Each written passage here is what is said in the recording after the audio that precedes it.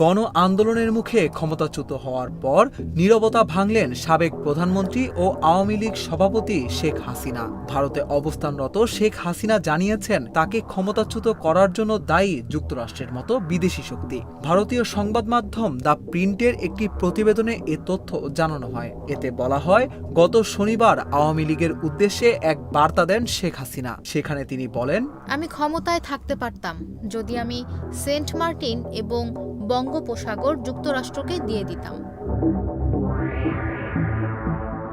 হাসিনা সরকার বহু বছর ধরে যুক্তরাষ্ট্রের সঙ্গে টানাপোড়েন সম্পর্ক দেখেছে। এ বছরের জানুয়ারির নির্বাচনের আগে তিনি বলেছিলেন যে বিমান ঘাঁটির বদলে ক্ষমতায় ফেরার প্রস্তাব দিয়েছিলেন এক শ্বেতাঙ্গ ব্যক্তি। তার সর্বশেষ বার্তায় বাংলাদেশের ইতিহাসে সবচেয়ে দীর্ঘমেয়াদী প্রধানমন্ত্রী শেখ হাসিনা নতুন অন্তর্বর্তী সরকারকে এই ধরনের বিদেশি শক্তি দ্বারা ব্যবহৃত না হওয়ার জন্য সতর্ক করেছেন। ওই বার্তায় শেখ হাসিনা বলেন, লাশের মিছিল যাতে দেখতে না হয় সেজন্য পদত্যাগ করেছি। তারা ছাত্রদের লাশের উপর দিয়ে ক্ষমতায় আসতে চেয়েছিল, আমি তা করতে দিইনি।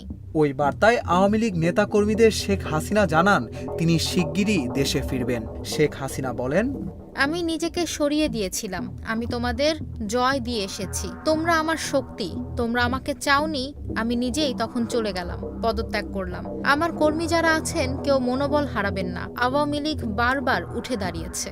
শিক্ষার্থীদের উদ্দেশ্যে শেখ হাসিনা বলেন, আমি তরুণ ছাত্রদের প্রতি আবারও বলতে চাই, আমি কখনোই তোমাদের রাজাকার বলিনি। আমার বক্তব্য বিকৃত করা হয়েছে। একটা পক্ষ সুবিধা নিয়েছে। গত ৫ আগস্ট গণ আন্দোলনের মুখে প্রধানমন্ত্রীর পদ থেকে পদত্যাগ করে দেশ ছাড়েন শেখ হাসিনা। এর মধ্য দিয়ে তার টানা ১৫.৫ বছরের শাসনের অবসান হয়। শেখ হাসিনা সরকারের পতনের পর টানা ৩ দিন দেশে কার্যত কোনো সরকার ছিল না। পরে ৮ আগস্ট দায়িত্ব নেয় অন্তর্বর্তীকালীন সরকার।